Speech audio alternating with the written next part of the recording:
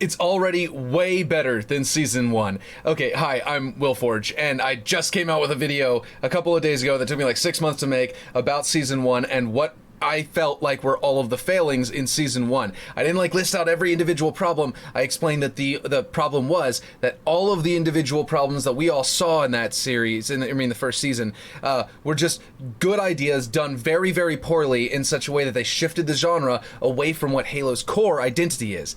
And boy, in this first, episode of season 2, they've completely reoriented right back to Halo's core. And I explained in that video, Halo's core is a war film, okay? It's not, it's not like an action thriller, political, anything like that. The politics in Halo are a servant to the more powerful war that's going on, right? Anything that happens in the Halo series, the political stuff that tries to happen is always subject to military orders coming in and interrupting them and changing everything that's going on, or at the very least influencing them, almost more powerful in the politics. The Covenant politics are the closest thing to politics in the original series, but they're always delivered as like a hit speech kind of thing. Anyway, the point is, right out of the gate, we've got Master Chief in, surgery to get the Cortana out of his brain from season 1. And then they cut to 6, months later, and he's got this sort of PTSD. And not only that, but they framed this shot straight out of the gate with Master Chief and the rest of Silver Team on a ridge looking out at the horizon, and you see them. You don't see where they're looking yet. And that's a beautiful use of a war film trope. Like the war genre, you always see the heroes looking out at the horizon to see where the enemy is coming from. And that gives you a sense that there's danger on the horizon that you don't get to see, because the war film genre is a sister genre to the horror genre. And that's one of the reasons why Halo transitions to horror in the game so well and so easily, like halfway through the games of like all of the original trilogy, for example. And it's just like they did that so well in this. The reason you do that is so that you don't show the monster. There's that, everyone knows about that adage in horror, that you do not show the monster before you want it to. You need to prime the viewer, the audience, to be afraid of the monster before you reveal the monster. If you don't, then you have this major problem, this conflict where the viewer is already like, well, I mean, it's just a guy, or oh, it's just that weird little slime monster. It's very bad, you know what I mean? But like in season 1, they kind of did a decent job of making the Covenant seem scary in like the episode 1, and then episode 5 almost, especially Atriox dropping out of the freaking ship and then beating up Master Chief, because we hadn't seen a brute yet, right? Until Atriox dropped down and hit him with the Warhammer, no one had seen a brute, so it kind of was this great like build up to that moment, and that actually made it scarier. That's one of the reasons why that scene, and particularly Atriox arriving, was so good in season 1. Well, in season 2 though, they're actually using the proper warfare tropes to make this happen, even with the base enemies. You're afraid of every single in a World War II, film. Every single one of them. You're terrified of a soldier coming around a corner, even like a private. You know what I mean? Like, it doesn't have to be someone like especially skilled, because any of them could shoot our protagonist, right? And the reason that we're afraid of every single elite that comes after Master Chief in this first scene, on this planet, I guess it's part of the same scene, but later in that scene, there's invisible elites coming at him with the swords, and you see them like destroying these Marines. And the other beautiful part about that is they went with invisible elites. It was such a brilliant idea, because now the monster is not even visible. It's invisible. Literally, even while we get to see them get attacked by them, the monster's still invisible, which makes it even better at maintaining that warfare genre and horror-like genre. It keeps it adjacent to horror in that warfare genre, because the baseline emotion of the warfare genre is dread of what's coming next, with a expectation of triumph. The baseline emotion of horror is dread about what's coming next, with the expectation of terror. Okay, so if you have these two, they're both on the same emotional like blank slate. This is what's getting the audience at your emotional state that you, the writer, need them to be at. You write and you build the tropes to put the audience it's at this sort of simmering dread, not like a horrible dread. I'm not talking about something that's going to overwhelm you as an audience. I just mean like that simmering dread that sort of lives deep in your chest. You know what I mean? And it's sort of like, oh boy, what's coming next? And that kind of like that dread of what's around the corner is the core of the warfare genre, like the war genre. I mean, whenever they had the first season, it was all action thriller, totally different baseline, and they've already reestablished with warfare tropes, PTSD, surviving a surgery that, you know, from a deployment, immediately dealing with the, you know, like I said, looking off at the horizon, not seeing what's ahead. They show whenever Master Chief is like sprinting across the field to go to the other place, they did a lot of showing from in front of him, running toward the camera, so you don't get to see where he's going. And I don't know if you're fully like aware of your own emotions while you're watching TV shows, but this is a trope that's used to give you a sense of not knowing what's coming on the other side. They're trying to give you this baseline vibe, this sort of tone of like, you don't know what's going on with that village, and you don't know what's coming next, and you don't know if the enemy's already about to attack that village or not. You know what I mean? Like, the people at the village are rushing. The Marines are trying to get them out of there, and they're not wanting to leave. And this is sort of like Master Chief is on his way to come help and try and put an end to that. But then, like, you know, all that stuff kind of happens. The point is, all of these tropes they're throwing at you, the camera from in front of him while he's running, the comm station going down up on the ridge, the fog that's up there so you can't see what's going on. Then he gets up there and the Marines immediately start shooting at him and missing, and it's this comedic element, because there's another thing about warfare genre. The war genre is filled with comedy to cut that dread. If you don't sever that dread every now and then with comedy, then you don't put your audience into a false sense of security whenever you want to jump scare them or just get a jump on them in general for, like, you know, with some kind of attack. So immediately before the monsters attacked, the director, the writers, they established this, you know, now you're going to have this comedic element. There are these Marines that are firing on Master Chief, and he has to say, whoa, friendly, blue, whatever that means. I think it means the blue indicator on the HUD, but from the games. Anyway, I don't actually know, because they're not blue team, they're silver team. So yeah, anyway. So he goes in there, he shouts blue, he gets up to the Marines, and the Marines are all like terrified of something out there. Once again, it's showing the Marines, it doesn't like pan the hill or anything like that. In season 1, for example, whenever the Covenant attacked Quan Ha's friends, who were all high, they did a whole lot of shots of Quan Ha's friends, but they were the bottom of the screen in like the middle, and the top of the screen, everything around them was the hill behind them, and the Covenant were coming down the hill, chasing them and shooting at them. And this was the attack of the Covenant coming after them, but they didn't do any establishing shots like they did in this one of the characters looking out at the horizon before that. So while there was this decent sense of a war film in that first scene that, like I described in the last video I made, it wasn't like good, you know what I mean? It was a subpar war film style genre at the very beginning there. And so like this really reestablishes it right out of the gate. And then the elites have like established a foothold on the planet before they glass it, which gets, you know, Master Chief's attention. He's like, whoa, what's going on? And a lot of us think we might have seen the Arbiter, or maybe, the Split Jaw, or not Split Jaw, what's his name? The one that, the Spec Ops elite that's missing the mandibles. I always forget his name, or his name, right now I can't even remember his nickname. Anyway, the point is that dude might be the one that's on that hill, because he specifically trains elites, you know, in combat. So if that was him and not the Arbiter, this is still really badass. Okay, and then it moves on, right? And we get introduced to Ackerson. And once again, they're reestablishing the tone, the vibe, and the genre back to war film whenever they go in there, and Halsey, who's a civilian, right, and a political figure, is, you know, she in the first season was making it way too political. It was like a political thriller for her story, right? And so what we have now is this really cool reestablishing of that by having her, now she's been stripped of power. In the original story, in the games and the books, she's not been stripped of power yet at this point. She's still in charge of the Spartan 2 program, but she doesn't know that the UNSC and ONI have secretly formulated, or at least it was just ONI maybe, it might not have been the UNSC was aware of it. Anyway, Colonel Ackerson in the original story had created a separate Spartan program, the Spartan 3 program, that was separate from the Spartan 2 program, and the Spartan 2 program was actually gearing up to start trying to create new Spartans.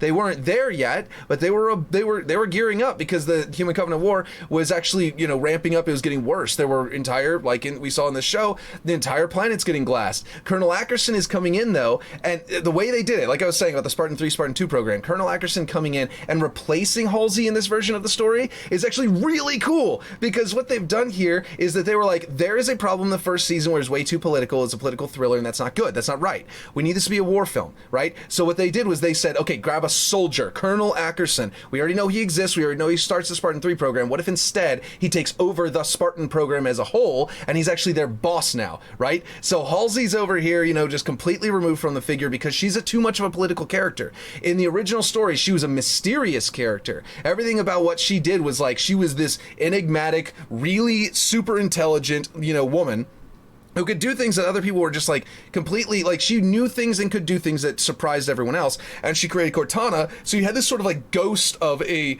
character that was like a continuation or extension of her, which was really cool. So we didn't really need to know everything about Halsey to respect her and think she was a really cool character. She's been like Sherlock Holmes in the Sherlock Holmes, you know, books. You know, you actually don't see it from her perspective. But in the first season, they showed way too much from her perspective, which I did really like the conversation between her and the clone right before she turns into Cortana in the first season. That was a really powerful like moment in that first season, very well written. But the problem is that it was completely wrong for the genre. It was deviating the genre away from war film. It didn't feel right because of that. And so even though it was a great addition, even though it was great like execution, it was like a bubble of good execution that shifted everything in the scene off to political drama, and that wasn't any good. So Halsey is doing, you know, she's now doing more of a I don't know, it's really interesting what's going on, and I'll talk about more about Halsey in the episode 2 video. This is just about episode 1. I haven't even gotten into episode 2. By the way, Kai is back, and she's as awesome as she was in the first season. She was like the golden, you know, strand in the tapestry of the first season, and she's back and just as good. It's so good. We see multiple planets got glass at this beginning, which is what I complained about in season 1. I really wanted them to glass, you know, a planet, at least one. I was hoping Madrigal, because I thought that'd be really poetic if like the ending was Madrigal getting glassed, and maybe you know, Quan Ha like came around and like became, you know, allied with Master Chief, led the local insurrection to sort of grab, you know, her father's, you know, soldiers to sort of help evacuate civilians while Master Chief held off the Covenant on the planet. It would have been really cool and badass, but they didn't go that way, and you know, we saw what season 1 was like. Anyway, the point is that that was a flaw to me, because they said there was a glassing in season 1. They briefly mentioned it and described what it was sort of like, that the whole planet was covered in glass or whatever, but they didn't actually go into the subject matter. They didn't show it. They needed to be show don't tell in that situation, or else we're not going to feel dread for the possibility of another planet getting glassed. Now we've seen it firsthand, and we saw that firsthand of all the horrors of that, and then they said there were 3 more that happened while you were deployed there evacuating that planet, Master Chief. So now that we know there's been like 4 glassings, unless I miscounted and there was really only 3 in the end. But yeah, pretty sure it's 4. I think he said there were 3 more. But the point is that Master Chief, he, you know, it's like we've got this horror element that like Master Chief is now freaking out about this kind of thing. And he has noticed the war has changed. And now everyone's going to act differently in the writing. Their entire behavior can be rewritten to behave different from season 1, better. Everyone, including, you know, Quan Ha and Mackie. If they would make changes to Quan Ha and Mackie, which I'm going to talk about more in the second video I'm going to make about episode 2. Whenever I get to that episode, trust me, I've got some things to say about them that are going to make you feel better about them already, but we'll get to that, like I said, in the next video. Please stick around for that one, because you're going to like that, but I'm not done here. Everyone can change as a result, and so they can do better writing all the way through and redeem older characters that we did not like. But Quan Ha, she was revealed at the very end of this episode, and I felt like the writers were sort of ripping off a band-aid at the very end, like, by the way, she is back, right? And they also showed Soren, and he was doing really cool stuff. He was acting very different as well. It was, you know, seeing her again with the same hairstyle, just a little longer, was a little bit jarring. I'm hoping they're gonna go and have her like buzz her head as like a final moment to strip away the old character. But for now, they ripped off the band-aid and said she's still around. But the thing about it is, in that finale, that final part of that episode, is that she was kind of portrayed a little differently. I don't know if you noticed that there's a little bit of a different sense. She's hiding in a cave, right? She's sort of like talking to only a child. She's got these weird cave drawings on the wall. All of this is sort of showing that she's been humbled. And her character in the first one was absurdly non-humble. She was in this situation where her father had just died, had been killed by the Covenant invading. They had technology that was completely different from anything the UNSC had, and yet for some reason she didn't say the enemy of my enemy is my friend, and Master Chief should become my ally, or I should ally with the UNSC and work with them. And she continues to rebel the entire time, and it does not make any sense especially from a genre like a war film. If you get in that situation in a war film, you have to react a little bit more realistically, and if someone is trying to kill you and someone else is trying to evacuate you, you ally with the evacuation, you know what I mean? And it was just like, the season 1 was super annoying about that, but with all of Kwan Ha's storyline, it had nothing to do with anything else, and it felt like it was detracting from the war because she never gave a shit about the Covenant. She didn't care at all, and it made it feel like the entire show didn't care. And the fact that she didn't care after they had already killed her father and all that kind of stuff, it made it to where they weren't even, I didn't even feel afraid of the Covenant attacking anywhere. It was like, there was not even like a sense of danger that the Covenant were out there. Like episode 5 in season 1 was the only thing that kind of said like, okay, maybe they are still dangerous. And that's because Atriox, like I said earlier, dropped down from the ship and smashed Master Chief across the battlefield. It was like, you know what I mean? Like, her whole thing in the first season was awful, but her concept was always good. The concept of an insurrectionist being brought into the full story and actually showing it like they showed it in the novels is actually fantastic. Like, the insurrectionist storyline is really cool in the novels, and the people who only play the games have been missing out for years, for like 2 decades. Like, it's just been so lame that like none of them know fully what's going on with that. But they finally were introducing an insurrectionist who had like lost her father, might inherit an insurrectionist like group, like war, like faction, because they're all different factions, you know. So she'd have a section of the insurrectionists that'd be under her, and then Master Chief, you know, she'd be allied with Master Chief because he rescued her, and then like all of this could lead to an insurrectionist allying with UNSC. Like I said earlier, it just would have been so cool, but they didn't go with that in the first season. Now they can, because she's been humbled. She's finally not so rebellious. This kind of thing could happen in the future. My hope every episode of last season, every episode I was predicting what would happen next for myself and for my wife. I was trying to be like, she didn't read all the novels, and so I was like, I think what's going to happen is this, based on this stuff in the novel, I think this and this and this. And my hope is that Kwan Ha is the Kwan who trained the Spartan Force. Kwan is their last name. I forget what their rank is. It's something like, you know, like Sergeant Kwan or Lieutenant Kwan or something like that. It's their last name, not their first name. As her, you know, her case, it's a first name. But if they just switch it, if they just make it to where that's her first name, she could be the Kwan that trains the Spartan Force.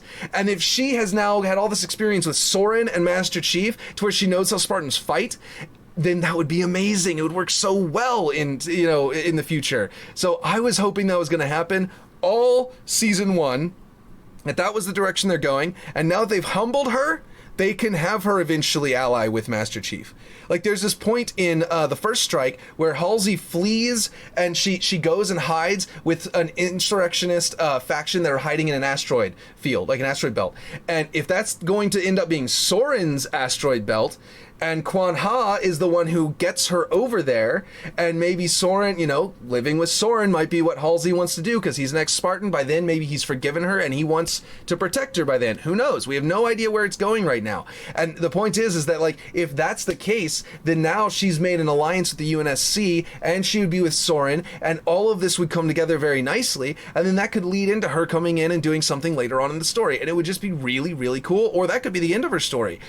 I have no idea. And then she'll come back in later as the Kwan who trains the Spartan Fours. They can do stuff like that now that she has been humbled as a character, which is good writing, because if they had just like shifted her personality, it would have been jarring and weird from season 1. They have to do good writing if they're going to fix her. So you cannot just shift. You have to have that avenue of being humbled. In the next episode, the next video, I'm going to talk about that more because they show how she's been humbled more, and I'll get into that then. But the point is, episode 1 was phenomenal. phenomenal. I have no gripes with it. I've liked the entire thing. I have really good hopes for season 2, and I cannot wait to see more. And episode 2, there's one thing I'm like, but the rest of it, you know, even that one, I'm like, it could be promising. So I'll get into that too in the next episode. I don't think it's going to be an forever. I think I'm just nervous. You know what I mean? But I'll get into that in the next video. So please stick around for the next video. I'm going to record it immediately after this one, but I'm going to upload it a little bit later because I don't want the YouTube algorithm to like have my video step on the other video and kill its, you know, viewership. It's just something you have to do with YouTube. So stick around, like, subscribe if you want to see that next video. It's going to be good. I promise. I have really good ideas, really good thoughts on it, and I'm going to go into detail on it. But yeah. Thanks for watching. I'll catch you next time.